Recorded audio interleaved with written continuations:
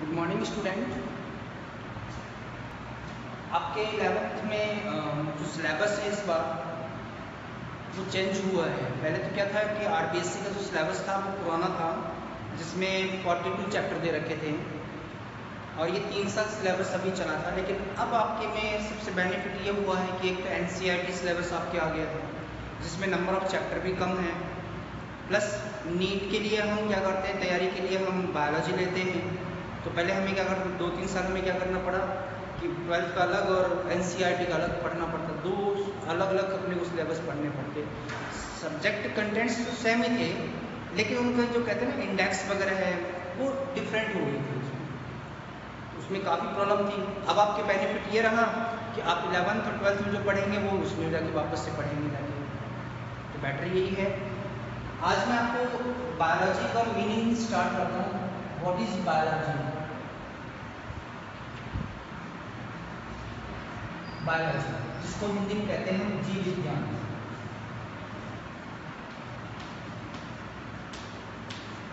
जीव विज्ञान, बायोलॉजी शब्द या जीव विज्ञान शब्द है, ये दिया था सबसे पहले दो वैज्ञानिक हैं।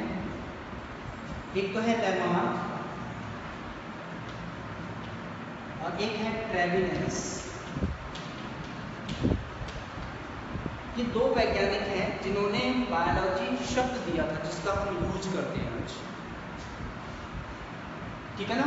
तो ये भी आपको ध्यान रखना है कि बायोलॉजी शब्द किसने दिया था, लेमार्क और ट्रेविनस ने दिया था। अब आते हैं कि बायोलॉजी का मीनिंग क्या होता है, मतलब क्या होता है। तो देखिए, साइंस में जितने भी शब्द लिए हैं हमने, वो सारे के सारे हमने लिए हैं कहाँ के? ग्रीक लैंग्वेज की, ग्रीक भाषा के लिए, लैटिन भाषा से लिए हैं। तो देखिए यहाँ पे है, एक तो नाम आता है बायोस और एक होता है लॉगस। ठीक है ना? बायोस का मीन्स होता है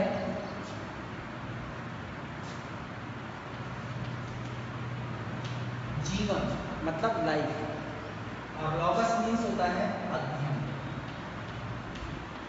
मीन्स विज्ञान की वह शाखा जिसमें हम जीवन का अध्ययन करते हो।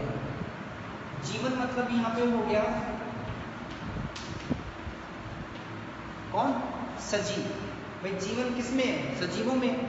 तो विज्ञान की वह शाखा जिसमें हम सजीवों का अध्ययन करते हैं, क्या कहलाती है? बायोलॉजी। अब कहते हैं कि सजीव हैं वो दो प्रकार के होते हैं। कौन कौन से? एक तो होते हैं पादप और एक होते हैं जंतु, प्लांट और एनिमल। अगर आप पादपों का अध्ययन कर रहे हैं तो जीव विज्ञान की वह शाखा जिसमें हम पादपों का अध्ययन करते हैं, जिसे कहते हैं हम वनस्पति विज्ञान, जिसको अंग्रेजी में हम बोलते हैं बॉटनी। और ध्यान रखना, अंग्रेजी के शब्दों को जितना उपयोग में लेंगे आप, उतना ही बहुत ज़्यादा बेनिफिट रहेगा, क्योंकि साइंस अंग्रेजी में ही होती है, इंग्लिश में ही होती है।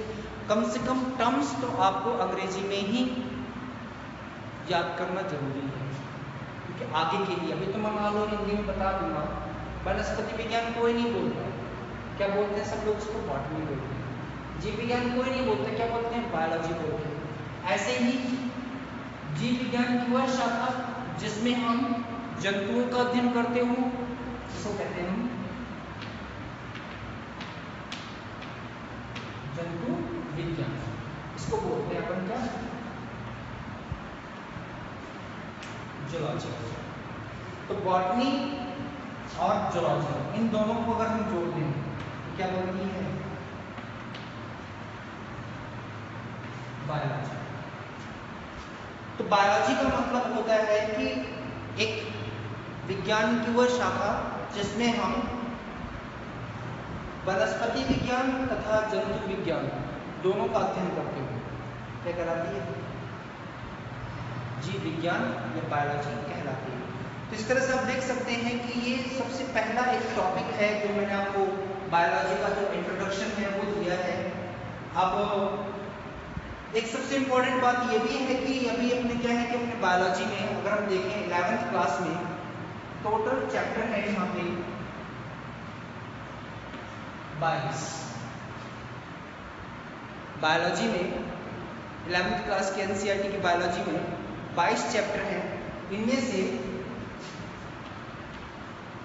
15 चैप्टर और 7 चैप्टर इस तरह से डिवाइड किया हुआ।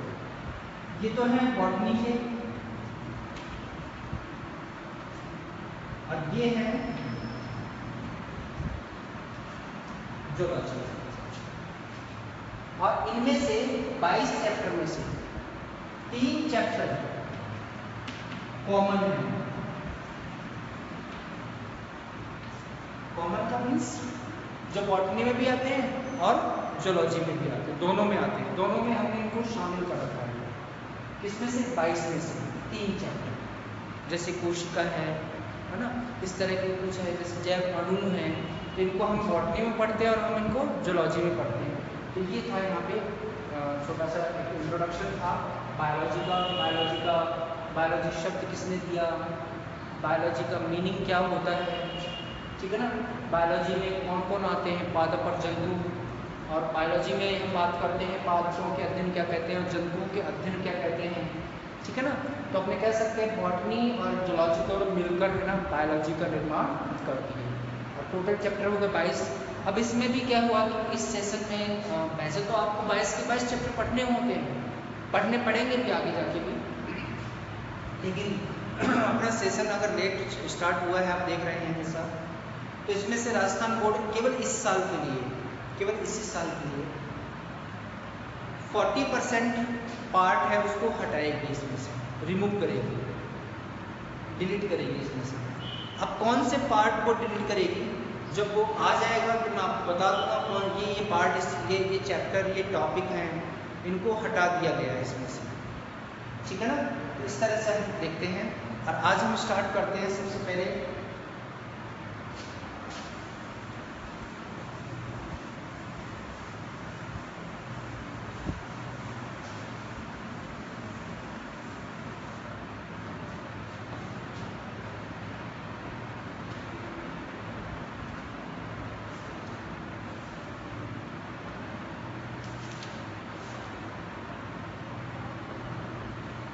सबसे पहले सेकंड चैप्टर स्टार्ट करते हैं, क्योंकि फर्स्ट चैप्टर है वो मे भी हटेगा, इतना इम्पोर्टेंट नहीं है, लेकिन फिर भी मैं आपको जो बेसिकली चीज़ें हैं उसकी बता दूंगा। लेकिन अपने सेकंड चैप्टर से स्टार्ट करते हैं, जीवों का वर्गीकरण। चैप्टर नंबर 2, जीवों का वर्गीकरण।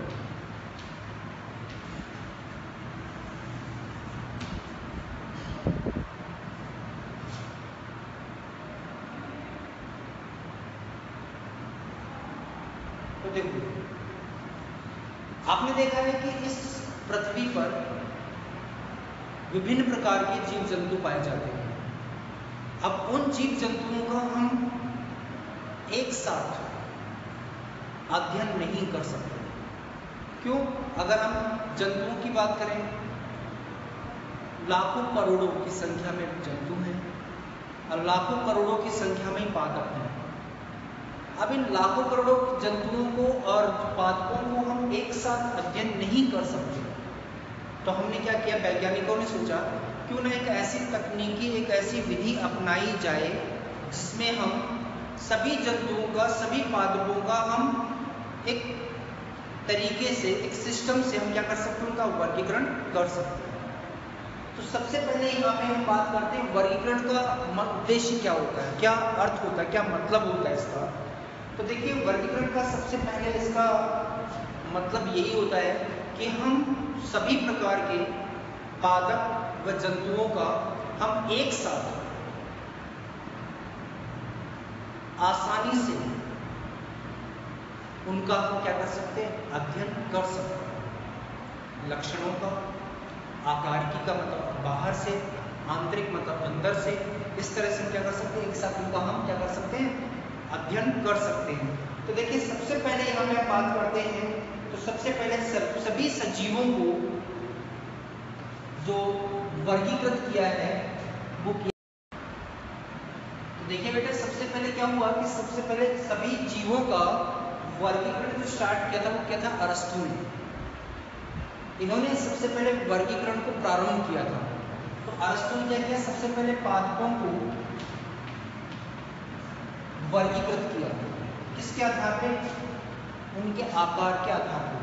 जैसे 3 तरह के पादप होते हैं आकार के आधार पर, शाख, छूट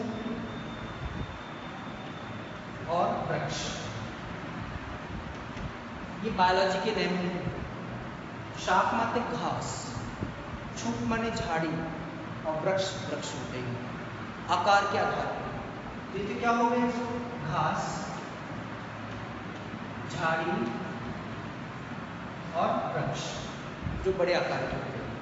तो सबसे पहले अरस्तु ने पादपों को उनके आकार के आधार पर, साइज के आधार पर 3 भागों में बांट दिया। इसी तरह से इन्होंने क्या किया, जंतुओं का भी वर्गीकरण किया। इन्होंने क्या किया, जंतुओं को किसके आधार पे, रक्त के आधार पे, और 3 भागों में बांट दिया। कौन कौन सा? एक था एनाइमा और एक है इनाइमा। एनाइमा और इनाइमा। एनाइमा में क्या था, रक्त अनुपस्थित। जैसे मक्खी को मारोगे रक्त नहीं निकलता, कॉकरोच को मारोगे रक्त नहीं निकलता, छोटे छोटे जितने भी जंतु उनको मारने में रक्त नहीं निकलता, ठीक है ना। तो जिनमें रक्त नहीं होता है, रक्त अनुपस्थित होता है, उनको बोलते हैं एनाइमा। और जिनमें रक्त उपस्थित होता है उसको बोलते हैं इनाइमा। तो हमने देखा कि सबसे पहले अगर हम देखें कि जंतुओं का जो वर्गीकरण किया है वो सबसे पहले किसने किया, अरस्तु ने किया है। किसने किया है, अरस्तु। पहले पादपों का किया और फिर किसका कर दिया उन्होंने, जंतुओं का। और दोनों अगर आप देखेंगे आकार के आधार पे और रक्त के आधार पे। तो यहाँ से लोगों के मन में ये आना स्टार्ट हुआ है, प्रारंभ हुआ है कि अगर हम जंतुओं का या पादपों का या सजीवों का हम अगर वर्गीकरण कर दें तो हम ये जो लाखों करोड़ों की संख्या में जो जंतु हैं, पादप हैं, इनका हम आसानी से हम क्या कर सकते हैं, अध्ययन कर सकते हैं। ठीक है ना, इनको हम आसानी से क्या कर सकते हैं, अध्ययन कर सकते हैं। तो ये सारी चीजें क्लियर हो गया, ठीक है ना। अब बात आ जाइए कि अब धीरे धीरे क्या हुआ, वर्गीकरण के बारे में लोगों का विचार आया, वैज्ञानिक आए, उन्होंने अपने अपने क्या किए, वर्गीकरण दिए। लेकिन ऐसा नहीं कोई वैज्ञानिक आया और कुछ भी वर्गीकरण दे दिया और वो मान्य हो जाएगा, ऐसे संभव नहीं होता। वर्गीकरण है वो मान्य होना चाहिए, वैज्ञानिक विज्ञान के नियमों के तहत होना चाहिए। तो इसीलिए क्या हुआ, फिर आई कौन कौन सी ये संकल्पना आई, कुछ पहले आई द्विजगत, त्रिजगत, अपन पंच जगत प्रणालियां हैं वर्गीकरण करने की। सबसे पहले द्विजगत कि सभी सजीवों को 2 जगत में बांट दिया है, ठीक है ना। और द्विजगत में कौन कौन से थे, इसमें जैसे मोनेरा और प्रोटिस्टा थे, ठीक है ना। सॉरी, प्लांटी और एनिमल, कौन से, पादप और जंतु। तो देखिए इसके बाद में स्टार्ट हुआ है वैज्ञानिक वर्गीकरण, जो हम मानते हैं जंतुओं का। सजीवों का जो वर्गीकरण हम मानते हैं वो आया सबसे पहले कौन सा, द्विजगत।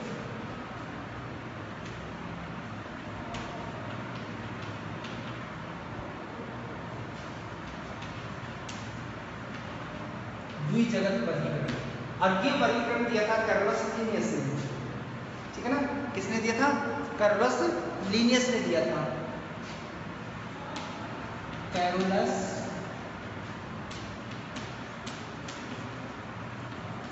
लीनियस ने दिया था, ठीक है ना।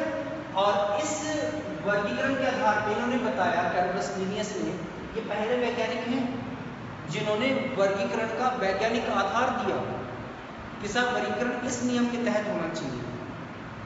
तो देखिए कार्लोस लीनियस ने क्या बताया कि इस पृथ्वी पर 2 तरह के सजीव होते हैं, एक तो होते हैं पादप जगत और एक होता है जंतु जगत। मतलब सभी सजीवों को 2 भागों में बांट दिया, पादप में और जंतु में। पर इसके बाद में क्या है, त्रिजगत भी है, त्रिजगत आपके में दे रखा है। उसके बाद में सीधा चतुर्जगत भी है, लेकिन ये कोई मान्य नहीं है। ये इसलिए कहते हैं क्योंकि यहाँ से स्टार्ट हुआ है, इसलिए इसको हम मानते हैं। ठीक है, सीधा 2 जगत के बाद त्रिजगत, फिर चतुर्जगत, फिर पंच जगत। जो 5वां जगत है ना, वो सबसे ज्यादा मान्य है। वैसे ये देखिए नंबर 2 पंच जगत प्रणाली, ये मान्य है, ये परीक्षा में आता है, एग्जाम में आता है। पंच जगत जो ये प्रणाली दी थी, ये किसने दी थी? RH व्हिटेकर ने दी थी। उसने क्या बताया कि सभी जंतुओं को, सभी सजीवों को किस आधार पे, कोशिका की संरचना, कोशिका के प्रकार, ठीक है ना, पोषण, गमन आदि लक्षणों के आधार पर जितने सजीव होते हैं उनको इसने क्या किया, 5 जगत में बांट दिया। कौन कौन से? मोनेरा, प्रोटिस्टा, फंजाई मतलब कवक, Monera, protista, fungi. Number 4 Plantae means पादप, और एनिमेलिया मीन्स जंतु। ये 5 जगत हैं, और ये पांचों ही जगत को आपको इसी क्रम में क्या करना है, याद करना। मोनेरा, प्रोटिस्टा, फंजाई, प्लांटी और एनिमेलिया। तो सबसे पहले इस चैप्टर में हम यही पढ़ेंगे, मोनेरा, प्रोटिस्टा, फिर अगले चैप्टर में फंजाई, प्लांटी, एनिमेलिया। मतलब मोनेरा, प्रोटिस्टा, फंजाई के भी चैप्टर पढ़ेंगे, इसका अलग से चैप्टर है और इसका अलग से चैप्टर है। इन सबके अलग अलग चैप्टर्स हम डिटेल में पढ़ते जाएंगे, ठीक है ना। तो आज मैंने केवल इतना ही बताया है। चैप्टर नंबर 2 जीवों का वर्गीकरण, क्या उद्देश्य होता है, क्या अर्थ होता है इसका, ठीक है ना। केवल पहचान के लिए, अध्ययन के लिए ये हमारे लिए महत्वपूर्ण होते हैं, ठीक है। सबसे पहले वर्गीकरण किसने किया था? अरस्तु ने किया था, ठीक है, आकार के आधार पर। उसके बाद वैज्ञानिक वर्गीकरण स्टार्ट हुआ। तो वैज्ञानिक वर्गीकरण सबसे पहले किया था कैरोलस लिनियस ने। कौन सा? द्विजगत, पादप और जंतु। उसका त्रिजगत, चतुर्जगत और पंच जगत आए। लेकिन सबसे ज्यादा मान्य आज जो हम मानते हैं वो यहाँ पे मानते हैं कि 5 जगत प्रणाली व्हिटेकर ने दी थी। उसने बोला कि पृथ्वी पर टोटल 5 प्रकार के क्या होते हैं, सजीव पाए जाते हैं। सबसे छोटे, उससे बड़े, उससे बड़े, उससे बड़े, ये सबसे बड़े होते हैं। तो कहने का मतलब विकास के आधार पर अगर हम देखें तो सबसे सरल तो ये होते हैं, सबसे जटिल ये होते हैं, ठीक है ना। तो आज हम इतना पढ़ेंगे। कल से हम वापस से, कल के जो नेक्स्ट वीडियो आएगा उसमें आपको मोनेरा है, फिर प्रोटिस्टा है, इनके बारे में डिटेल से अध्ययन करेंगे। तो देखिए बायोलॉजी में सबसे पहले क्या होता है, मैं आपको बता दूँ, बायोलॉजी में इम्पॉर्टेंट याद करना नहीं है। बायोलॉजी का मीन्स होता है कि 11th क्लास का मतलब यही है कि बायोलॉजी के शब्दों को समझना। जैसे इंग्लिश पढ़ते हैं तो अगर हमें शब्द नहीं आया, अर्थ नहीं आया, तो हमें पढ़ना वो बेकार हो जाता है। अगर हमने अर्थ समझ लिया उनका तो हम इजीली हम क्या कर सकते हैं, उनको हम अध्ययन कर सकते हैं। तो पहला उद्देश्य यही रखना, शब्दों को समझना, क्या मतलब होता है। नए नए बायोलॉजी खुद के ही शब्द होते हैं, खुद के ही अर्थ होता है, ठीक है बेटा, ओके।